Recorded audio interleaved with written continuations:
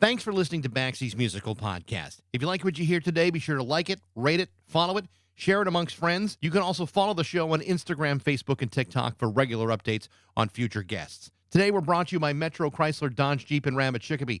Stop by their state-of-the-art dealership next to BJ's in Big Y on Memorial Drive, or stop by MetroJeep.com and drive home in your new Metro Chrysler Dodge Jeep Ram today. It's Baxie's Musical Podcast. Do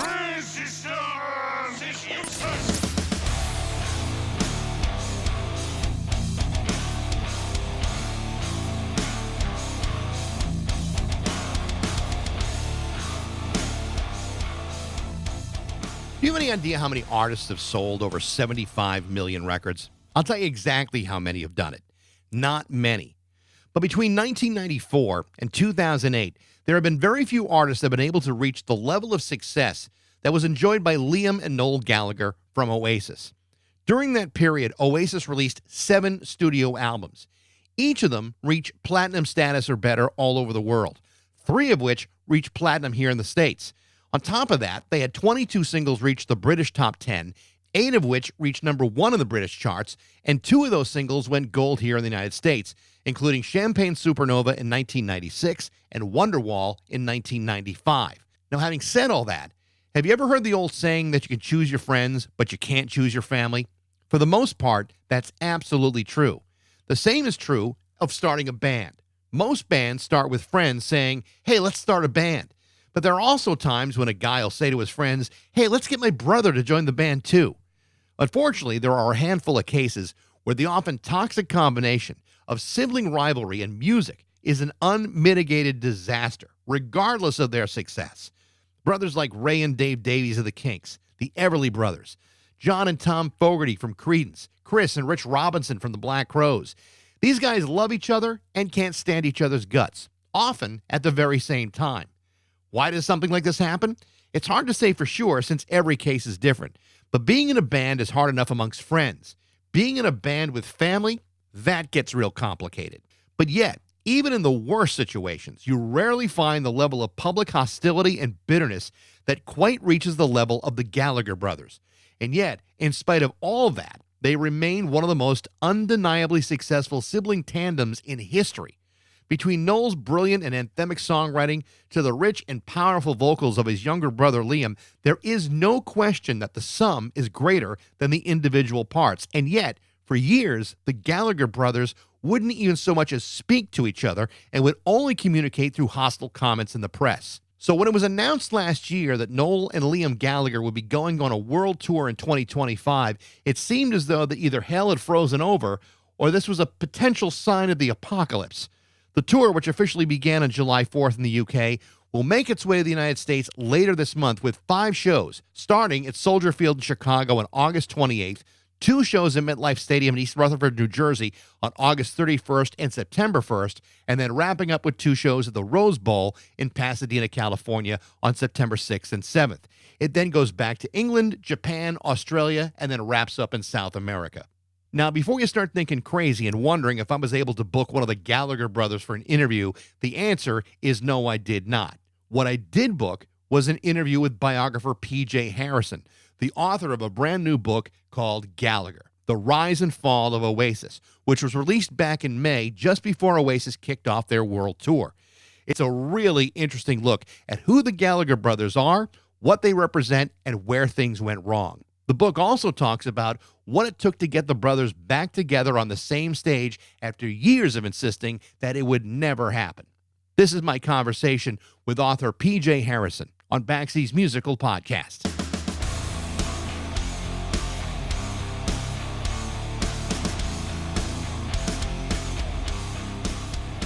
I just finished the book about 2 or 3 days ago, Gallagher, The Rise and Fall of Oasis, and it's it's such an interesting story. Just based upon the complicated nature of the Gallagher brothers' relationship. But unlike a lot of other treatments of this story, you're not just running down a list of headlines. I mean, you're telling this story through the eyes of a genuine fan. Tell me about your relationship with their music and what Oasis has represented to you.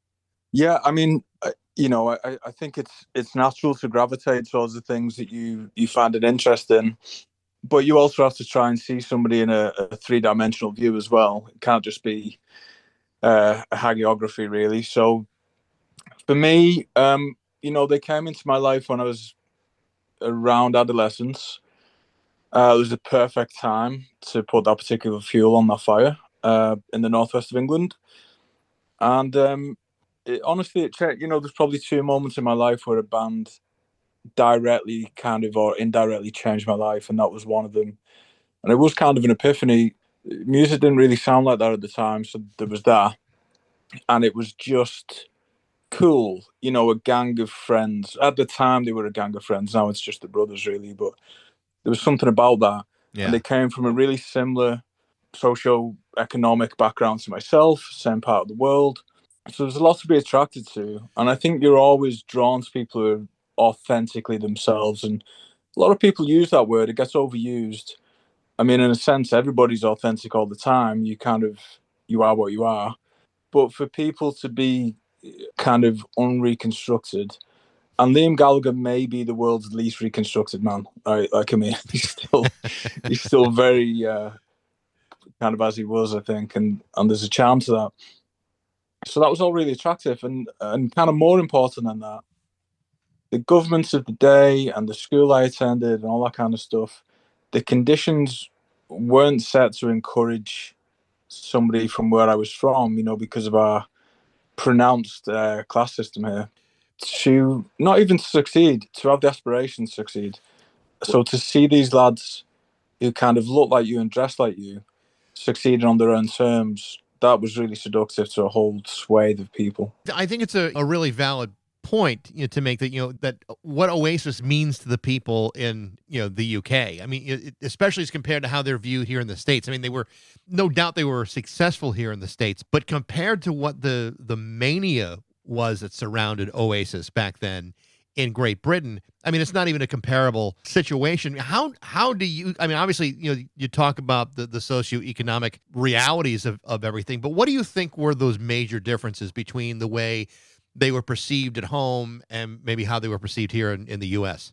Well, there's so much nuance to British culture, and 10 miles down the road can be a different accent, a different look, a different vibe, a rivalry. You tend not to, people in San Diego aren't that different from Los Angeles, so they don't sound or look that different. So there's that. I think the British sensibility is to have a laugh when things are bad, because things are often pretty grim for people.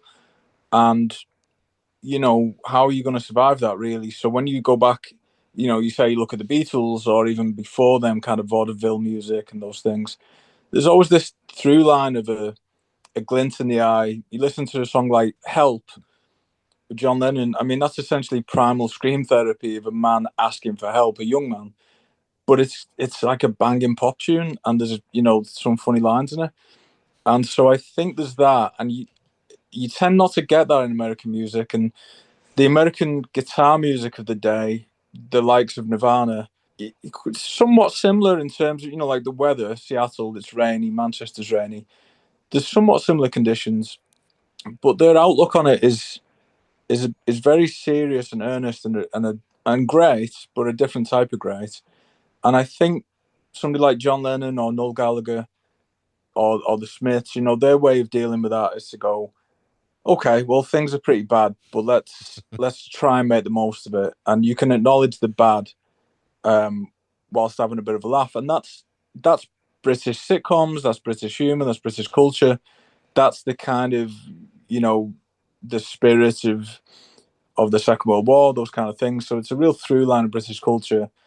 I'm not sure how well it translates, and I'm not sure how well those nuances uh, express themselves in the US. I mean, when you listen to, for example, cigarettes and alcohol, is it worth the aggravation to find yourself a job when there's nothing worth working for? Well, you can be bothered, but you can still go out on the weekend and have a cig and a drink and have a good time. Right. So you can do that. You can still go to the pub. I think another part of it was, and maybe this has something to do with their accessibility here in the States, and you'll talk about that a little bit.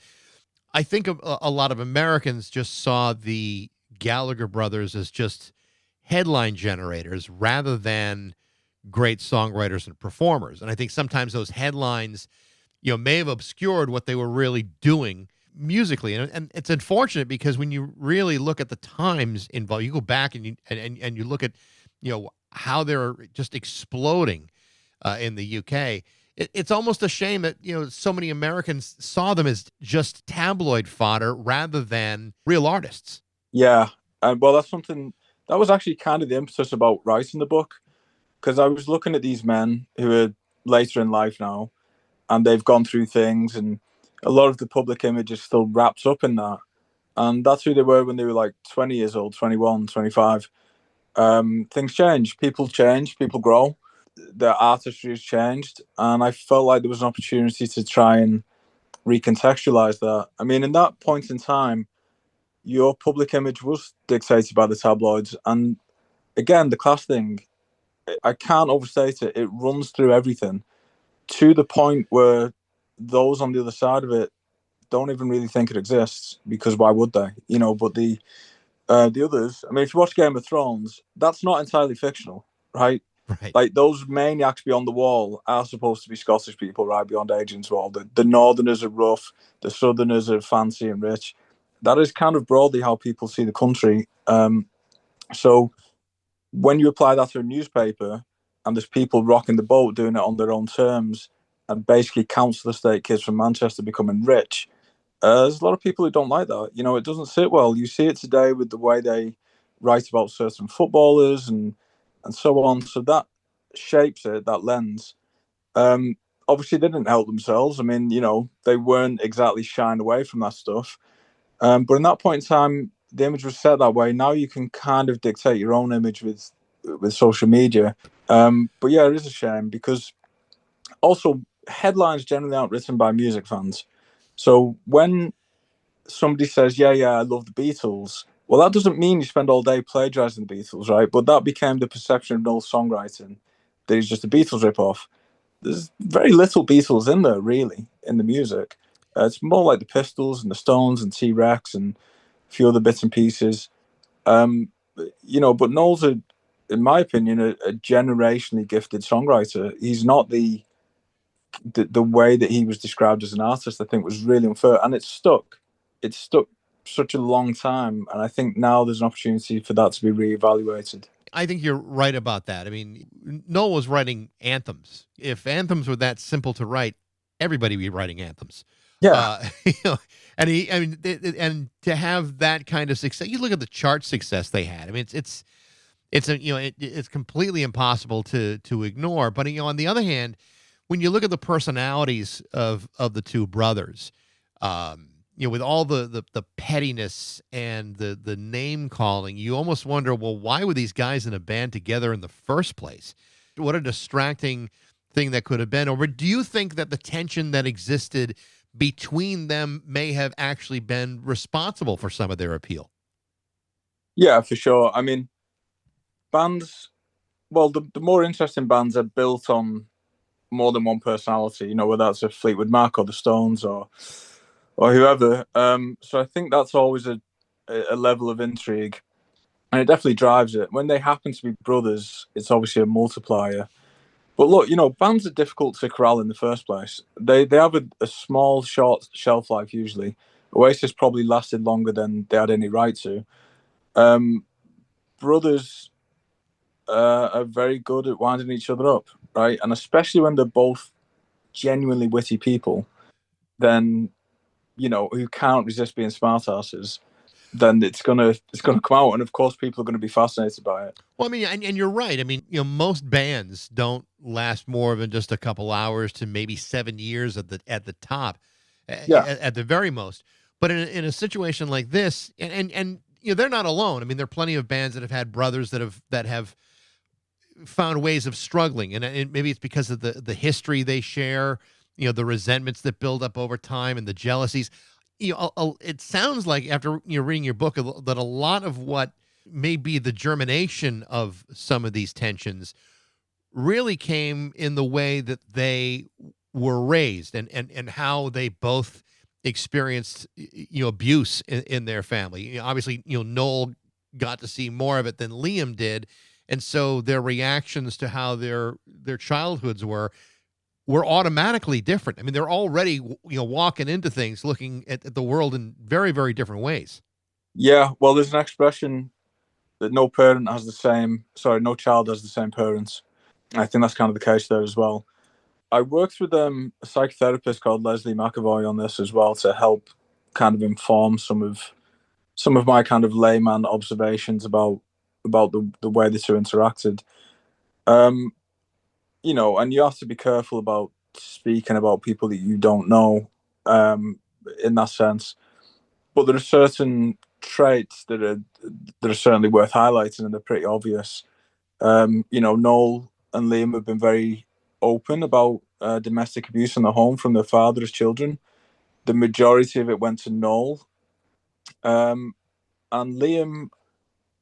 You know, you could make the case that he's the attention-seeking kind of extrovert that he is, who kind of thrives on mayhem and chaos, because there's kind of a survivor's guilt there. Like, he wasn't physically hit; he had to witness it.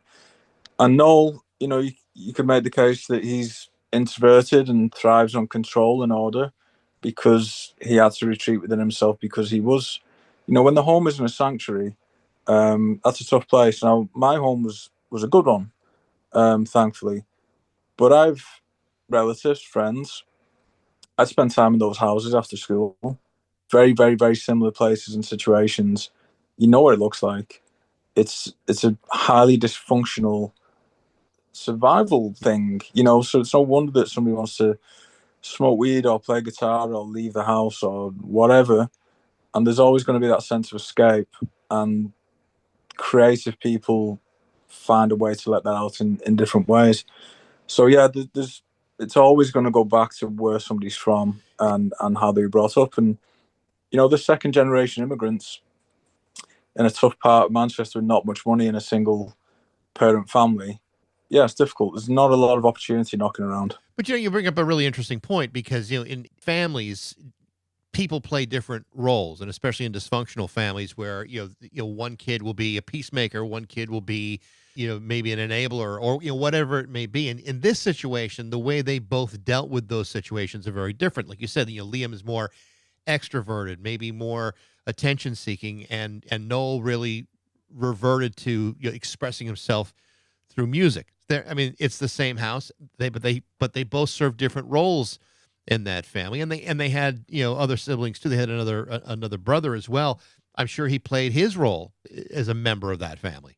Yeah, and he continues to. He's particularly close to Liam. Liam's very family oriented, and so he over the years he's been very good at sort of taking care of both or one brother or the mum, and being a really good binding agent in the family, and also having that third person to be involved is can be very useful in conversation and keeping people in the loop. When you look back at how they progress, so they come out with the first record, it's it does very, very well immediately, and then like a lot of artists, the pressure is on to replicate that early success. Now, in a case like Oasis, they were able to do it, but the amount of pressure that artists have placed upon themselves, either externally or internally, is pretty significant. And I often wonder, especially as I was reading the book, how much of their success made it harder for them personally in their relationship, because there's so much. I mean, you've gone from being poor kids in a council estate to all of a sudden being the biggest rock star in your home country. I mean, that's not something that most people are equipped to deal with, and I just wonder if the pressure, what kind of role that played between the two of them. Well, it's a fascinating thing. You go from spending most of your life with people saying you're never really going to amount to anything, and that's the level of expectation placed by institutions and the community at times, and pretty much as close to overnight as it could be, they became this phenomenon, the fastest selling debut record, and they were big stars. And then it was only like 18 months or something from being on benefits on state benefits to being at Nebworth and having Morning Glory come out, which was this behemoth and this huge selling record, and the creation literally couldn't count the money quick enough when it was coming in. Like that's how quickly it was going. So on the one hand, you've got, well, first of all, you have that dynamic from childhood. Secondly, you've got young men who've never really had anything, who very quickly have a lot of stuff and access to stuff and all the fun stuff. Then you involve drugs and alcohol and all the worldly temptations of Camden, and you've got, that's going to head in one direction. You pile on top of that what's got to be really traumatic, invasive, tabloid. Well, they're called paparazzi or journalists, but essentially stalkers, right? Like what was going on at the time and all the phone tapping and all that stuff. Yeah, you've got to deal with that. That's got to be, horrendous, right? I just think it's a lot to deal with, and then you have that other layer. The singer fancies himself as a songwriter and can't understand why he hasn't given the chance. The songwriter fancies himself as a singer and thinks, well, actually, if I was singing too, things would be a bit easier. So there's that. You've got the label and the management kind of putting their money on Noel a bit, because that makes sense. He's writing the hits. And Liam is hard to wrangle. And if it all goes wrong, you've got this other guy who can do it all. And there's a lot to play with there. Plus the financial disparity. The songwriter is making more money. The songwriter also plays instruments on it, so he's getting more PRS. Mm-hmm. So he's getting more mechanical royalties. So that money comes in quickly, but it's night and day between what the songwriter's getting and what Liam and the rest of the band are getting. A while back, I did an interview with Dave Rowntree from Blur, and we talked about the Brit Pops thing and how this is really a media-driven rivalry between them and Oasis, and he really seemed to think that it was a media fabrication more of an actual competition between both camps. What are your thoughts about that alleged rivalry? Do you think it was real, perceived, or just a total fabrication? I think it was a fabrication that took life, as it was spoken, because, well, it's silly, isn't it? I mean, art isn't a contest, so first of all, that's silly. But I think it was generated by like the Enemy and Blur's label, I think. And look, as a marketing ploy, it worked for everybody. The label sold, it defined this moment. Both bands' records sold, so it kind of did the trick on that part.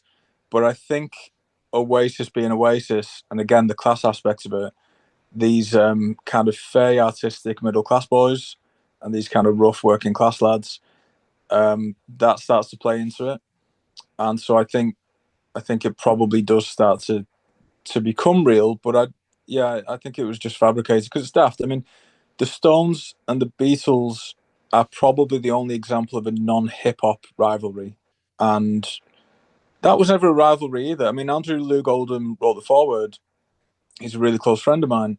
And he was telling me, he's like, look, yeah, the Stones and the Beatles were, 1 and 2, right? But there was an ocean between 1 and 2. It wasn't like 5 copies, but it worked in the press, Right.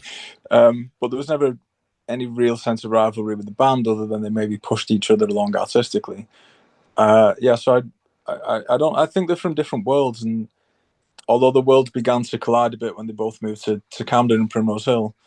But yeah, I mean, even you look back at it now, there's no real through line in Britpop. It's disparate sounding bands with guitars. That seems to be the only connecting fiber through it. You talked about the nature of Noel's songwriting. We talked about anthems. We talked about how the pay scale between being the songwriter and performer is different than just being the lead singer of a band. And obviously, songwriting does tend to create a little bit of resentment between the two, and then things seem to become obscured a little bit, especially when you talk about the Unplugged performance on MTV, where Liam allegedly is too sick to perform, has a sore throat. Noel goes on, does the show without him. It had to be like a crushing blow for both of them. On one hand, crushing to Noel because Liam bagged out on what should have been a watershed moment for Oasis, and crushing for Liam because Noel rose to the occasion in that performance, and some people may have started to question the importance that he played in Oasis as a result of that. How difficult do you think both of them took that moment? I mean, do you think they both struggled to kind of work that way through? Yeah, I think it left. I think that actually was one of the defining scars on the relationship. It's it happened another time as well with Liam not going to the US on tour at another pivotal point in the career. Noel is a professional. He's super professional. He's the first person there at the arena. He's good to everybody. He's sound checking. He's on top of it all. He works hard. He keeps kind of office like hours in the studio. Liam likes the rock and roll experience of it all and feels like it should all be an exercise, an extension of rock and roll behavior. So I think to Liam, it's all kind of part of the rock and roll of it. And in the narrative of Oasis, that's true, and that adds to the legacy. But in the reality of it, man, it must have just been a nightmare. The singer's not coming. He may or may not be unwell, right? Probably not. We don't know. Not the first time. And the same again, we're going to America. We're going to crack it. The kind of white whale for Oasis. No, the singer's not coming. He's staying at home. And yeah, that's terrifying. Now, a bit of a power play from Liam, but then obviously backfires on him because turns out Noel can do it all. And do it But very, very well, too. yeah, I can do it really. He's a lovely singer. I mean, it's not the same experience, but he's certainly a very capable singer, and yeah, and proves it. And I think that kind of wedge there, yeah, I think that kind of stayed in situ for a long time. I think one of the most interesting parts of the book, at least for me, was what happened after the breakup and the difficulty, especially for Liam, you're trying to get his career back on track, without the benefit of having his brother's songwriting, particularly in the band Beady Eye, which the knock on that was the songwriting just simply wasn't good. His voice sounded great, but the songs weren't quite as well crafted. For him to watch the success of his brother in High Flying Birds had to be a real source of frustration and resentment for him. But I think it did ultimately become a big motivator for him to say, hey, if I want to continue this, if I want to still make money, put food on the table, I got to find a way to get to that level. And it was a fascinating part of the book about, where's he going to go with all this? Yeah, well, I think they're significant inflection points in their lives, really, and maybe the moment where you have to sort of grow up a bit. There's just to go back on the previous point. To be fair, Noel had also left the band at pretty important moments, including the debut US tour. So it's not like he hadn't pulled one himself. He had a tendency to do it, and of course, in the end, he was the one who left for good, or at the time, it seemed for good. But yeah, with the solo stuff, so Noel breaks up. Had that tour been a couple of dates less, maybe they never would have broken up. Who knows? But they broke up. It wasn't a huge shock at the time. It had been, in the wind for years. And I think, Noel is a smart guy, right? He's a calculated person. He's professional. He's very worldly. Now, he is a reconstructed guy he has used his time in the world to educate himself and to learn and grow. And he obviously thinks, okay, I'm good. I've got the songs. Probably had half the songs already, right? I'll just go on holiday for a bit. I'll chill out, take my time, and when we're ready, we'll do it the proper way, the way I want to do it. No stress. I think for Liam, it was a complete sense of shock to his identity. He had been the front man, defined by that role since he was like 20, right, in Oasis. So I think first of all, it's like, well, what am I? And then secondly, like just classic instinctive, chaotic rebound behavior. You're in the hotel afterwards. You look at your bandmates, right? Well, me, you, and you, we're a band, and we'll move forward. And again, there's something like pretty romantic to that. Dem and Andy, lovely fellas, decent songwriters, but great voices need great songs. Whether you're Elvis or Liam or Tom Jones or whoever, right? You need the best songs. But the songs, they weren't really up to it. And if you're going to do that and you're going to come out so quick out the traps and not really evolve and and offer something that is essentially a subpar Oasis experience and product, looking a lot like Oasis, which kind of doesn't really help, then yeah, it's probably doomed to failure. Now, what happened? Both brothers tend to only really thrive in their professional and personal lives at the same time when they're together. When they're apart, it seems to only go well for one of them in that direction. So everything's good in Noel's personal life, everything's good in his professional life, he's fine. The arse is falling out of Liam's band and career, financial trouble, personal life's a mess, divorce. And then he meets Debbie, and she seems to be the Liam whisperer and can reason with him in a way that nobody in history's been able to do, right? Maybe except his mum. And gets him to rethink about what he can be as a solo act and embrace his Oasis songs and work with songwriters. And it's a real masterclass of coercion, really, in a management and artistic sense. She deserves a huge amount of credit. And then he begins to ascend, and it coincides with his personal life largely starting to get back on track. Stable relationship, starts to make inroads with his estranged daughter, one of them, and begins to kind of reconcile those parts of his life, begins to make money where he was struggling. And then you begin to see Noel kind of waver, like his commercial returns are becoming less and less. And then eventually his personal life has a collapse. And at that point, they're at different ends of the spectrum again until they reunite. And that's really how the book's trajectory kind of goes. But I think what's interesting as far as Liam goes. So by 2017, he releases As You Were, which is essentially his first actual solo record. And it's a huge leap forward for him in the songwriting realm. I mean, for what it's worth, is a fantastic song. It is closer to Noel level songwriting than maybe he had ever seen, since he and his brother were together. It's interesting how you point out, though, that when they decide to reunite, there were so many things that had to happen first before they could decide, okay, we're going to do it. I mean, lots of people will say, well, this is, clearly a financial decision. And in many ways it is. But like you said, there were other things involved here. The families, were together. I mean, his kids, Liam, Noel's kids, Liam's kids, they were together on all this. Members of the band were fighting for this. A lot of stuff had to fall into place before any of this could be even considered. Yeah, it wouldn't have happened if it were just purely money. I think those offers had been made in the past, and not. You have to now. Had Noel remained married, then that bridge building would have been probably more intensive. But all the same, it had to be done. Noel's daughter is a public figure. She's a model. Couple of Liam, well, I think 3 of Liam's kids are public figures. They're in fashion.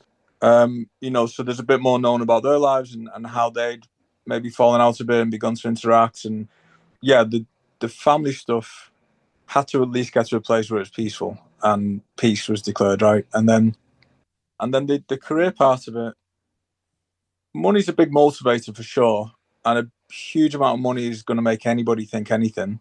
But that said, I think ego and pride is a part of it. There's something really singular about being a global stadium band. These guys go to Milan or Buenos Aires or Sydney. It's like 80,000 people singing their names and Beatlemania, and that doesn't really happen at solo level, even if you're an arena artist. It's probably also important to point out that when we talk about the financial considerations of reuniting for a tour, it isn't purely based upon greed. A good deal of it is really based on like a sound business idea. It's not like in today's music environment that record sales are driving the financial bus. I mean, it's usually live performances and merchandising today, which is very different than when they were together in the 90s and beyond.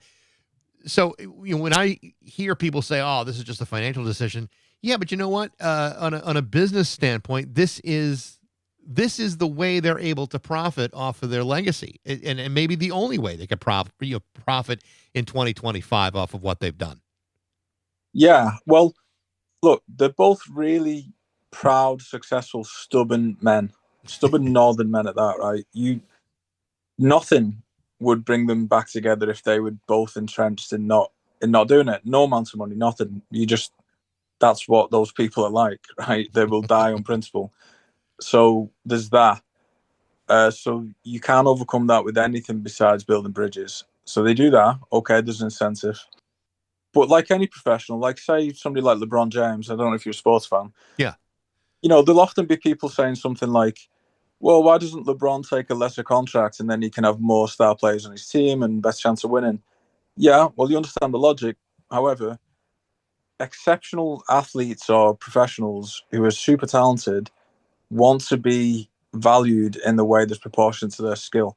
And if you are the best player on a team or a league or the best musician, then it's like a kind of a score chart. You should be paid what you're worth. You've earned it in an incredibly competitive field of work, and one that's very hard to maintain. So nobody should be under any illusions that what Oasis are doing is incredibly hard and only comes with hard work. So they've got that basis. And then you look at somebody like a Taylor Swift and you think, oh, well, the industry's changed. We did well in the 90s, but I mean, we could be doing a lot better now. Not even just a financial scratch, but that has to be like a itch. That has to be like a career itch where you're like, yeah, you know what, we're worth that. We're that level. Let's go and prove it. We're that good, and let's go and walk that walk. And I think that they both are attracted to that as well. You wrote this book as a fan, and you observed this whole saga as a fan. When you heard that they were going to reunite after, what was it, 17, almost 18 years since the last time they stepped on a stage together, when you heard that news, how did you respond to it? I was happy. I was kind of surprised actually, because the level of secrecy was really impressive. So hard for people to keep a secret of that scale. So they did great with that. I'd heard kind of rumors around the music industry for a few years before that, Wembley had been on hold and nothing had come of it. So I think there was optimism, maybe amongst promoters, and they have to secure these venues kind of 18 months, 2 years in advance, somewhere like Wembley. But it never come. So when it did come, I was surprised and impressed and happy. And when I think of myself as a young music fan, kind of discovering music as my own thing, I love the Stones and the Beatles and Bowie, and of course the gap between when they came out and when I was like 15 was significant. And so I think for any of these kind of 13-year-olds, 15-year-olds who are discovering Oasis as their own band now and getting able to go to the show, it's going to be really thrilling, because when I saw the Stones live, it was no less exciting than it would have been in 1965. It was amazing. So Yeah. I had that experience, and these kids were able to go, Will, and anybody who wants to relive those days will too. And the difference between sports and music for me is they're kind of the two big loves of my life. Now with football, particularly my team, right, you're willing to risk having the best day of your life for having the worst day of your life. But that's what's at stake, right? No, that's true. That's true. Pretty much guaranteed to have the best day of your life, right? If you go to an Oasis gig. So they're just kind of offering generally guaranteed happiness, really. And I think it's great for people to be able to enjoy that. Now, the tour officially began on the 4th of July. Were you able to go to any of the shows? No. You know what? When it came out, a little bit on principle about the price, and because there's just the price where it's too much for a ticket for a concert. I mean, it's just, it's a lot. A little bit thinking, well, I've seen them like, 30, 40 times. So that's probably enough. Yeah, and also being in the headspace writing the book, I was a little bit Gallagher out at the time, as well. That's now, of course, maybe you should write a book about a band you can't stand. Well, that would be the other way of doing it, right? You have someone Who's a band I can't? Well, no, they're all soft targets actually. No, but now, of course, now that they're playing, yeah, I think I'll probably go. I Yeah. think, where I'd love to watch him is Buenos Aires. Actually, that'd be really cool. That's that's towards the end of the tour, right? Yeah, I think it's Yeah. like November, Yeah. or maybe like Tokyo. Because I've done all the like American, like small venue, big venue, all that. I've never seen them in like Latin America or Asia, so that'd be really cool. Well, I mean, they're playing in enormous, venues here in the States. Soldier Field in Chicago, MetLife Stadium in New Jersey, and at the Rose Bowl in Pasadena, California. I mean, these are not small rooms. These are about as big of a room as you're going to get. So, I mean, it's amazing who booked this, but or how they booked it. But this is something that I don't think most people could ever possibly have imagined would ever happen. So it's very cool to see them bury the hatchet, or at least endure each other with a little bit more grace than people may be used to. Yeah, it's amazing. I mean, I lived in Los Angeles for years, and never thought I would see Oasis at the Rose Bowl. I saw Liam at the what's the place on Wilshire, the theatre, the Wilton. Saw him at the Greek Theatre. Like good sized venues, but not like stadiums. And actually kind of optimal size venues, really, I think, like a theatre. And that was great. But yeah, it didn't occur to me that like they'd be coming back and doing the Rose Bowl. And it's brilliantly done because they've never done that level of venue. But of course, strategically, it gives them less time on the road together because you're doing like, 4 venues instead of going across the whole country. And therefore, it reduces the potential for wear and tear. Right? So I think it's really smart. And as far as I know, they're all sold out, so it's a huge achievement. Well, PJ, I appreciate the time today. Like I said, I really enjoyed reading the book. It answered a lot of questions. Obviously, I appreciate their music very much. I have a lot of their stuff, but to hear the passion that you write this story with is really refreshing, and I enjoyed the hell out of it.